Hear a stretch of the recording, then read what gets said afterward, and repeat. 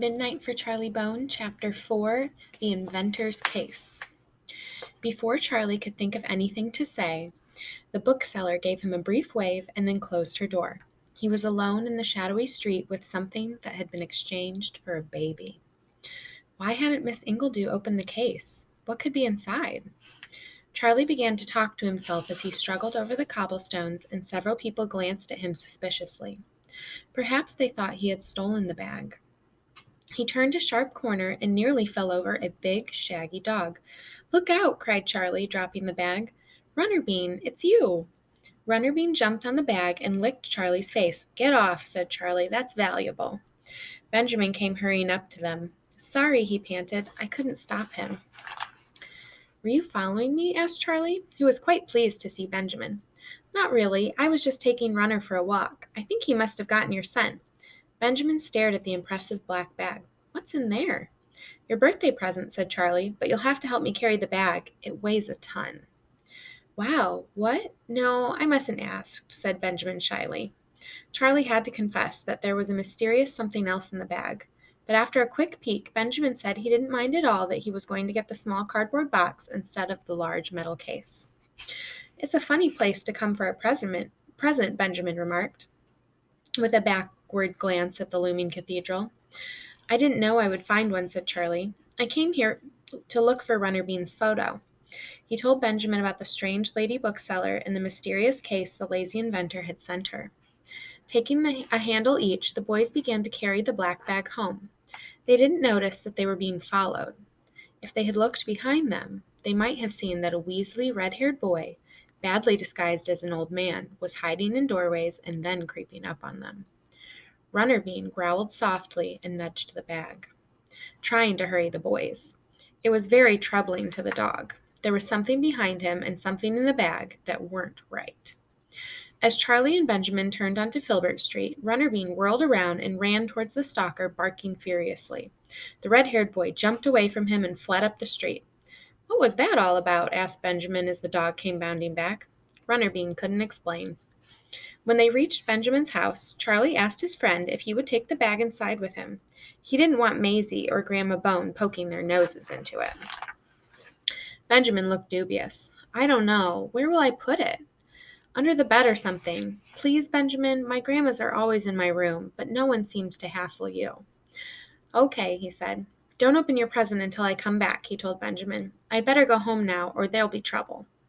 Charlie was about to turn away when he heard a hollow knocking from inside the bag. Benjamin looked up, rather scared, but Charlie pretended he hadn't heard and ran down the steps. He walked into the kitchen where his two grandmothers were arguing fiercely. When Charlie appeared, they glared at him. "Charlie Bone!" screamed Maisie. "How could you, you awful boy? How did this happen?" She pointed at the row of dead mice. Charlie had completely forgotten about them. He explained how Mr. Animus and the cats had leaped into the house before he could stop them. "And then I had to rush out and exchange the photo." He waved the orange envelope. "I'm sorry I forgot about the mice." "Yellow cats? Orange cats?" said Grandma Bone with a catch in her voice. Charlie could have sworn she was afraid. "Well, I suppose they did a good job," said Maisie, beginning to forgive Charlie. "I'd better clean this up." Grandma Bone was not in a forgiving mood. "I knew it," she muttered angrily. "You brought them here, you wretched boy. You're like a magnet. Bad blood mixed with endowed. It never works. I won't rest easy until you're shut up indoors." "Shut up? You mean I won't be coming out?" "Weekends," snapped Grandma Bone, "unfortunately." Out she swept, her black boots rapping on the floor like drumsticks. "I didn't know that I would be shut up," cried Charlie. "Nor did I, love," puffed Maisie, busily disinfecting the floor. "What do I know of these fancy schools? Your mother shouldn't bring home so much produce. Beats me how the pest control knew about it. I never told them." "The cats," said Charlie. "They knew." "You'll be telling me next the cats can fly," muttered Maisie. Perhaps those cats can, thought Charlie. Aries, Leo, and Sagittarius were not ordinary cats. That was for sure. And Charlie had a suspicion that Grandma Bone knew this. But why was she afraid of them? He went to his room to make the birthday card, but he found it hard to concentrate. The card went crooked, he left the H out of birthday, and then the speech balloon slipped over Runnerbean's ear. Charlie flung down the scissors. Ever since he'd discovered he could hear photographs, his world had been turned upside down. If only he'd been able to keep quiet about the voices, he wouldn't have had to go to a horrible school where he'd be imprisoned for weeks at a time, with a lot of weird children who did peculiar things. He heard his mother come in and call to Maisie. If only she would take his side and fight the U-beams, but she seemed to be afraid of them. Somehow, Charlie would have to fight them himself. Maisie had cooked vegetable spaghetti for lunch. Charlie wondered about the mice in the pantry, but kept his thoughts to himself. His mother had bought him a sapphire blue cape, which she made him try on as soon as the spaghetti was finished. The cape reached almost to Charlie's knees. It had slits at the sides for his arms and a soft hood that hung down the back. "I'm not going to wear a cape in the street," said Charlie, "and that's final. Everyone will laugh at me." "But Charlie, there will be other children wearing them," said his mother, "and some will be in purple or green." "Not in our part of town," said Charlie, pulling off the cape. "They'll all be from the Heights." The Heights sprawled up the side of a wooded hill that looked down on the city. The houses were tall and grand, and the people in them lacked for nothing. The large gardens were full of flowers that seemed to bloom all year. "I know for a fact that not every child will come from the Heights," said Charlie's mother. "There's a girl just 2 streets away, Olivia Vertigo. She was in the papers. She'll be in drama, so you'll see her in a purple cape." Muttered Charlie. "If you mean Dragon Street, that's just as smart as the Heights." He decided he'd tuck the cape under his jacket until he got to the academy. Even Maisie was beginning to give in. "It's really cute," she said of the blue cape. "Such a nice color." Charlie grudgingly took the cape up to his room and stuffed it in a drawer. Later, his mother would come up and carefully hang it in the closet. Then he put Benjamin's birthday card in the orange envelope and ran downstairs. "I'm going to Benjamin's birthday party now," he called to his mother. Runnerbean greeted him with a loud barking. He wouldn't even let Charlie through the front door. "What's the matter with Runner?" he shouted as Benjamin came bounding down the stairs. "It's that case you left," said Benjamin. "He hates it. I pushed it under the bed like you said, but Runner growled and snarled and tried to pull it out again. He's chewed up the bag and scratched the lid with his claws." Charlie managed to squeeze past the door while Benjamin hauled Runnerbean away. Finally, the dog gave a great howl, ran down the hall, and banged through his doggy door into the back garden. Now that Charlie had arrived, Benjamin wanted to open his present. He ran upstairs to get it. There was absolutely no sign that a party was about to take place. Benjamin's parents worked every day of the week, and Saturdays as well. Charlie wished he'd asked Maisie to make a cake for his friend, but he'd had too much on his mind. "It looks really exciting," said Benjamin, shaking the box. "Come on, let's go into the living room." No sign of a party here either. Benjamin sat on the floor and opened the box. "Wow, a dog," he said. Charlie pulled the dog's tail, and Dr. Tolly's voice rapped out the instructions. Benjamin was so excited he could hardly speak. At last he managed to say, "Thanks, Charlie, thanks. Wow, thanks." "I should have gotten you a new tape," said Charlie. "Then you'd have—" He was interrupted by Runnerbean, who tore into the room, barking madly. He paced around the metal dog, glaring at it, and then he began to whine. "He's jealous," said Benjamin. "That's all." He flung his arms around Runnerbean, saying, "I love you, Runner. You know I do. I couldn't live without you." A big dog licked Benjamin's face. He was everything to Benjamin: mother, father, brother, and grandparent. He was always there when Benjamin's parents were out, and the boy could go anywhere, at any time of day or night. As long as Runnerbean was with him, he was safe. Charlie gave Benjamin the birthday card. "I made it after all," he said. Benjamin didn't notice any of Charlie's mistakes. Gazing at the picture, he told Charlie it was the best card he'd ever had in his life. And then Runnerbean looked up at the ceiling and howled. Tap, tap, tap. The sound was faint but definite. Benjamin's room was right above them. "It's that metal case," said Benjamin. "I wish you'd take it away. There could be a bomb in it, or something." "Miss Ingledew didn't look like a terrorist," said Charlie. "Nor did Dr. Tolly." "How do you know?" said Benjamin. "Terrorists are good at disguises. Let's go have a look." Runnerbean followed the boys upstairs, growling softly. This time, he wouldn't even come into the bedroom. Charlie pulled the bag from under the bed, and together the boys drew out the metal case. The tapping had stopped. Charlie undid the clasps on either side of the handle, but the case wouldn't open. It was locked, and the key was missing. "Didn't that woman tell you what was inside?" asked Benjamin. Charlie shook his head. She said she didn't want to know. Whatever it is, it was swapped for a baby. Her very own niece. A baby? Benjamin's mouth dropped open. That's terrible. Charlie was beginning to feel guilty. We'll put it in the closet under the stairs, he said. You won't hear it there, and then I'll go back to Miss Ingledew and ask her for the key. They dragged the bag downstairs and hid it behind a pile of old clothes that Benjamin's mother had dumped in the closet. When they'd closed the door, Runnerbean stood beside the stairs, howling mournfully. Benjamin could only stop him by saying, "Do you want out?" very loudly. It was getting dark, but there was still no sign of Benjamin's parents. Benjamin seemed more resigned than upset. "I'll make my own cake," he said. And he did. It was a chocolate cake, and he stuck 10 candles in the top, and then he and Charlie sang happy birthday. The cake was a bit crumbly, but very good. It was 7:30 when Charlie looked at his watch. He knew he should be going home, but he didn't want to leave Benjamin alone, not on his birthday. So he stayed another hour, and they played hide-and-seek with Runnerbean, who was brilliant at it. At 8:30, Benjamin's parents still hadn't come home, so Charlie decided to take his friend back for one of Maisie's hot meals. There was only 1 egg and a pint of milk left in Benjamin's fridge. "How was the party?" asked Maisie when the 2 boys and a dog walked in. "Great," said Charlie, "but we're still a bit hungry." "There was a peculiar boy around here a couple of hours ago," said Maisie. "He was pretending to be an old man, but anyone could see he was a boy. He said you'd got some case of his mixed up in the wrong bag, and he wanted it back. Well, I looked in your room, but all I could find was a bag of shoes." The boy was very put out. He wouldn't believe me. A nasty piece of work he was. "Now, you 2 run off while I get some food on the table." Outside the kitchen door, Charlie whispered, "Don't tell anyone about the bag, and especially not the case." "Why not?" asked Benjamin.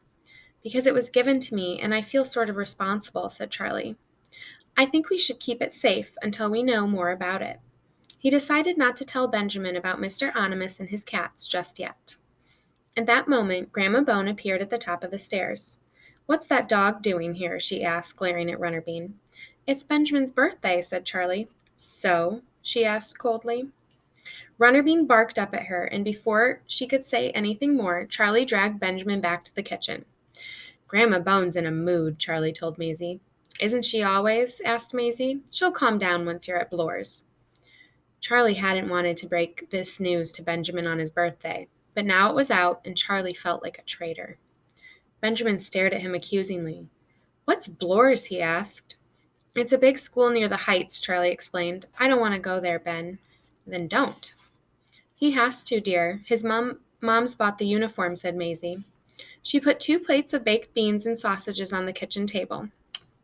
"Now come and eat. It may be your birthday, but you look half-starved, Benjamin Brown."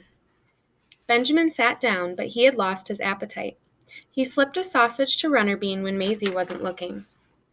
"I won't be going until after the semester," Charlie told his friend. "Oh." Benjamin stared at his plate, unsmiling. Unfortunately, Charlie's mother chose that moment to walk in with Charlie's pajamas. "No more patch pajamas for you, Charlie," she said. "The U-Beams are providing a whole new set of clothes for the academy." "Pajamas?" Benjamin looked up. "Are you going to sleep there?" "I'll be back on the weekends," said Charlie. "Oh." Benjamin shoveled a few beans into his mouth and then stood up. "I'd better go home now. Mom and Dad'll be back." "Shall I come?" Charlie began. "No, it's okay. I've got Runner." Before Charlie could say another word, Benjamin and Runnerbean walked out. The dog's tail and ears drooped dejectedly, always a sign that his master was in low spirits. "Funny boy," Maisie remarked. "I think I ought to see if he's okay," said Charlie. "After all, it is his birthday." But when he opened the front door, he was just in time to see Uncle Peyton walking away from the house, and this gave Charlie an idea. "Uncle Peyton, can I come with you?" called Charlie, racing after his uncle. "Why?" Peyton had stopped to put a large bundle of letters into the mailbox. Because Charlie caught up with his uncle. "Well, I wanted to ask you to come somewhere with me." "And where is that?" "To a bookshop. It's near the cathedral, and I don't want to go there on my own. It's a bit spooky." "A bookshop?" Peyton was interested, as Charlie hoped he would be. "But, Charlie, even a bookshop will be closed at this time of night." "Yes, but I think there will be someone in this shop, even if it's closed," said Charlie, and he found himself telling his uncle about Miss Ingledew and the locked case. After all, he had to trust someone, and instinct told him that Peyton was on his side, even if he was a U-beam. A mysterious gleam had entered Peyton's dark eyes. So you want this lady bookseller to give you a key? Tell me, Charlie, where is the case? Charlie hesitated. I don't want anyone to know, he said. Someone's already come looking for it, but if you really... Peyton held up his hand. You're wise to keep it a secret, Charlie. Only tell me when you feel the time is right. Now let's go find this bookshop.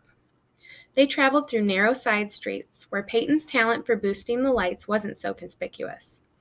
As they entered the deserted streets near the cathedral, lamps flickered rhythmically, now bright, now dim, as if they were part of a magical display. A closed sign hung behind a glass panel in Ingledew's door, but there was a low light in the window, illuminating the antique leather-bound books. Peyton gazed at them hungrily. I ought to get out more, he murmured. Charlie pressed the bell. A distant voice said, We're closed. Go away. It's me, Charlie Bone, said Charlie. Could I see you for a moment, Miss Ingledew? Charlie? Miss Ingledew sounded surprised, but not too angry. It's rather late. It's urgent, Miss Ingledew, about the case. Oh? Her face appeared in the small glass panel in the door. Wait a minute, Charlie. The light in the shop went on. A chain clanked, bolts slid back, and the door opened with a familiar tinkle. Charlie stepped down into the shop, followed closely by his uncle. Oh, gasped Miss Ingledew, retreating. Who is this? My Uncle Peyton, said Charlie, and looking at his uncle, realized why Miss Ingledew seemed a little put out.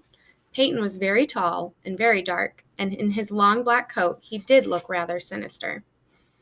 I do hope I haven't alarmed you, said Peyton, extending his hand. Peyton Ubeam, at your service. Miss Ingledew took the hand, saying nervously, Julia Ingledew. Julia, repeated Peyton. Lovely. My nephew asked me to accompany him. Charlie couldn't decide whether his uncle sounded pompous or shy. Perhaps a bit of both. I've come about the key, Miss Ingledew, he said. The key to the case you gave me. Key? Key? She seemed confused. Oh, I think they came with the, I'll have a look. You better come through to my, or people will think we're open again. She gave a flustered laugh and disappeared through the curtains behind the counter. Charlie and his uncle followed. The little room behind the bookshop glowed with mellow colors, and Peyton's eyes roamed excitedly over the rows of books. Miss Ingledew had obviously been reading when they arrived, for a large book lay open on her desk. The Incas, observed Peyton, reading the chapter heading. A fascinating subject. Yes, said Miss Ingledew, still agitated. She had found a small tin of keys that she proceeded to empty onto the desk. Most of the keys had labels attached to them, but some did not. How am I to tell? She asked. There are so many, Charlie. I think you better take all the keys that aren't marked and see which one fits. I'm afraid that's all I can suggest. All that could be expected, said Peyton. Miss Ingledew frowned at him, put a pile of keys in a plastic bag, and handed them to Charlie. There, bring them back when you've tried them, she said. Thanks, Miss Ingledew. Charlie took the keys, and as there seemed to be nothing left to say or do, he led the way back through the curtains. Miss Ingledew came after them to bolt and lock the door, but as Charlie and his uncle stepped into the street, Peyton suddenly asked, May I call again, Miss Ingledew? Of course, said Miss Ingledew, taken aback. It's a shop. I can hardly stop you. No, Peyton smiled, but after dark? Miss Ingledew looked rather alarmed. On Fridays I'm open until 8, she said, and closed the door. For a moment, Peyton stared at the door as if he were transfixed, and then he turned, suddenly exclaiming, What a very charming woman! And his intense humming caused the nearest lamp to burn so fiercely a fine shower of glass fell out. It landed on the cobbled street with a soft, musical tinkle.